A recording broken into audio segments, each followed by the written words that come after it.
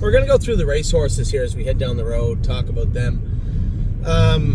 I'll just get right into it. Admiral Dio, very disappointed with his last 3 performances. He's just not getting it done. He's just not putting out the way he should, and he's going to come over to Ohio. We're going to have a fresh set of eyes look at him. Dr. Latessa's going to have a look at him, see what's up. We're going to get his blood work back first. We scoped him. There wasn't anything groundbreaking in the scope. Like, no blood, no mucus to speak of, and no answers when it came to the scope. We get the blood work coming back tomorrow or Monday, and then Tuesday, Admiral Dio will leave for Ohio. Arson. It's hard to see Arson finish up climbing all over everybody in 59 and be super excited about it, but James thought the horse was great. He said the track was horribly off. Addy Bear. He said the track was horribly off and don't pay any attention to the time. I said, okay, I guess fine. I won't pay any attention to the time, so we won't. Drebin was on an awful tear in the fall and looked great. Now this 30 starts in 2024. Is that playing a role? I know mucus was, and having a week off, so a little short and a little mucus last week was the culprit of him getting beat, but we knew that. We're treating him. He's racing on Monday. If he races that way again, then obviously the proof's in the pudding, as they say. He's going to need a little time off. Early play is heading out to the East Coast now. Mr. Collins, I messaged him after the race and said, listen, 54-4, he's not going to look good in 54. He likes 56, and at 54, when you're asking him to do his very best at 100%, those little wrinkles and ripples turn into steps and breaks, and I just think it's a bad spot to be right now. So he's on his way to the East Coast soon. Irresistible Sun did tie up his last start. I meant to give everybody an update going into the middle of the week when I got the blood work back, and Addie and I forgot to. Irresistible Sun tied up on race night, it looks like, of all things. His CK was 1,700, whereas AST was only 800 or 900 the day after the race, which is a surefire sign that the tie-up was very soon before you took the blood, like the night before. So I would say he actually tied up on race night for whatever reason. I'm not sure.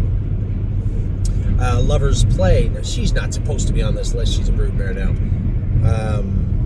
Do you know that both Steve and Alan said that Father Patrick is the proper sire for... Oh, that's good. It's cheap.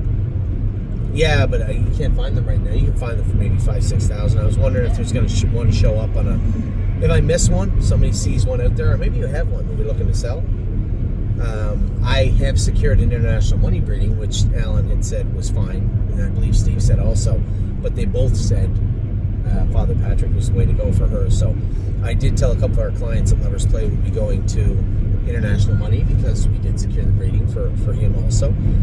But I am on the lookout for a Father Patrick, as both the guys that I rely on for this had said that Father Patrick was the way to go.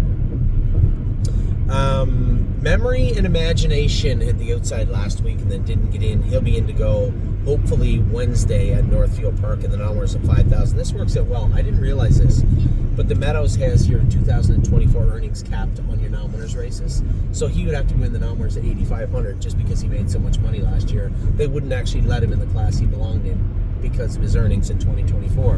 Whereas Northfield does not have those caps. Northfield's Nominers of 5,000 he fits, and that's why he's in Northfield, or hopefully is in Northfield on Wednesday. Mounds for All should also be in Northfield on Wednesday. Bringing that guy over here. I told you guys over and over and over again, if I wasn't watching dominant performances, then I wasn't going to continue to watch him race in Ontario. I think he's dominant in the class at Northfield. He's dominant in the class at the Meadows, and I think he'll do very, very well in whatever class we race him in Miami Valley. In fact, if I was to map out his next 4 starts for you, I think they will be Northfield, Meadows, Miami Valley. And then we'll see what happens after that. Tenacious Hanover has, I would characterize him as an underachiever right up until the start of the new year. But his last 3 starts have been absolutely lights out. He raced his butt off last week, a winner of 55-1 on a bitterly cold evening. I thought the horse raced amazing, and Tim did a great job with him all year. Jason's doing an amazing job with him right now also. Just very, very happy that the horse is coming around because he looks good. Time is on my side. Yes, I got parked and I got beat up with him. It didn't feel as bad as the night I got parked in the Breeders' Crown, but nevertheless, it hurt quite a bit. Time time gets over it pretty quick. He's not that worried about it. But we did give him a week off. I think he deserved it. We're probably going to race him in the Open at the Meadows on Friday, and then we're going to start mapping out his year. He's going to get a rest soon for a few weeks. We did this last year with him. It worked incredibly well, and I expect we're going to do the same thing this year. We're going to map out when his stakes can be, and then say, okay, we're going to give him 3 weeks off here, 3 weeks off here, and that's how we're going to attack. Time is on my side, staking calendar for 2025. Sorry. Vehement, I don't want to talk too much about him. Vehement, I was pretty upset the other day. Missed the gate, made a break, and then was put on the list by the vet of all people.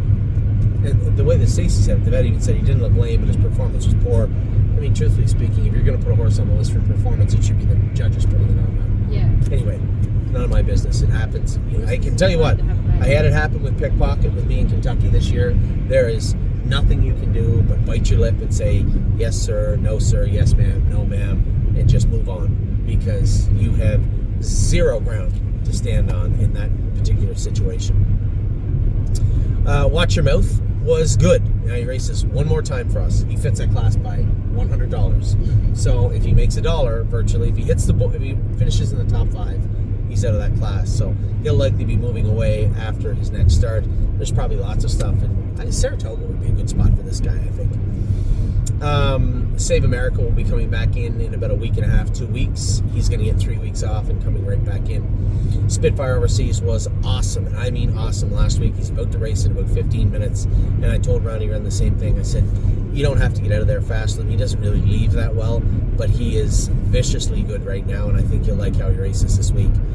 Texong Soprano has been awesome also, just continues to race great for Megan. Greatest Ending is in on Sunday. They race for so much money. At 22,500 class. And Greatest Ending hasn't been lighting the world on fire. He's been good, but he's had his moments where he wasn't, and he's like 7-2 in that class on the money they go for is just scary. I was telling them 4 classes in Miami Valley, when you factor in the exchange rate, 4 classes race for more money than the Open on each gate. Oh wow. The 4th class from the top races for more money than the Open at Mohawk. It's crazy money. JK Victory is in at Northfield on Monday. 9 holes, not great trailing position. It's better than the 8 hole, the 7 hole, so we'll take it. Jason said he trained good this week, so I'm interested to see how he's going to look. Looks like Money was as good as I've seen him in quite a long time. His last start, left hard. James said he can leave, but he doesn't really blast off the car. He can't move in the last turn. These are things that he was doing at Mohawk. 27-1, cleared to the front the other day and closed hard up, and didn't just get up the win, drove off, won by a length and a quarter. He looked very, very good. That's as good as I've seen him in quite a while. Neptune is a racing position on Saturday, and I hope they choose to race him. It's been a tough start. I feel bad for Harry Dominic. We just had so many bad draws last week, and it really sets everything back. Trosa from the outside, Neptune from the outside. Not only do you draw the outside, but then when you wrestle them back to the back, as James did, you end up shutting the rear off. Now, he didn't wrestle Trosa back, but nevertheless, still fighting with him behind the gate, ended up shutting his air off too. So, just have to get these guys in a spot where they can race consistently and do well. We're trying our best to get them there, but the post positions were not our friend last week. Rock Shining Star comes back in next week. At the end of the week, we'll have him back in jogging. 3-Point Blue Chip trained awesome this morning. 2.6 last half. His own last half was probably a minute and a piece, 1-1, but looked extremely strong doing it. We'll probably just go ahead and put him in to go under the 45 days. What? 3 weeks off? 2.5 weeks? No, he'll be back in right away. Trosa is coming over to Ohio. He will maul, mark my words, he will maul the class that he's going to go in Northfield Park his first start. Where he goes from there, I don't know, but I know he'll be in a good spot when he arrives. Monday, we'll see how he races Monday, but it's a tough class. Yo Mister will be back in this week. Obviously, the race canceled the other day. Chevron's Bypass, 10 hole. Not the horse you want from the 10 hole. That's a tough spot for her to be in. And then we got Delicious Stone DK. I don't really know. Every week, he's supposed to be ready soon. His throat's good, his leg's good. Now, quarter crack's killing him again. It's been a nightmare with this horse the last 10 years, it feels like. Yeah. It's been an absolute nightmare. And Patrick DePron, our winner last week, but I'm going to pitch that race. He wasn't impressive. He got the job done. muscle memory alone will not let him lose in that kind of race. What do you do next week? Very interested to see where we go with Patrick DePerano moving forward. I'm not dismissing it. A win is a win, and good for him. I want to see what he's going to do next week. You know, he's like a shark. He tastes a little blood. He loves winning. Let's see what he does next. So those are your race horses. I'm going to be back. 3-year-olds. Amy and I are going to go through the 2-year-olds. She's been bugging me to grade them all or something. I don't know what she's talking about. Mike said he didn't like the gradings. Oh, they all get A+. No, I only gave A+ to horses that deserved A+. If you do the best work you can do this week or over the last 4 weeks, I will give you an A+. But if I think there's room for improvement, how can I possibly give you an A+? There's room for improvement on every year. Oh, Baby Princess got an A+ for a while, honey. You can't expect better any did. of them not to need improvement in February. No. But when you see a horse like, let's just take Bobby, right? Made breaks, got out of gear. You can't give her an A+. Even though I know she's an A+ horse. She's an A+ horse, but therefore, but you it's can't. stupid. No, it's not stupid. You can see her getting there, but she's not there yet. She got to get there. Sometimes it's not their fault. I didn't say it was her fault. She's just being a baby. Just being a baby. Anyway, we'll be back with something else in just a minute.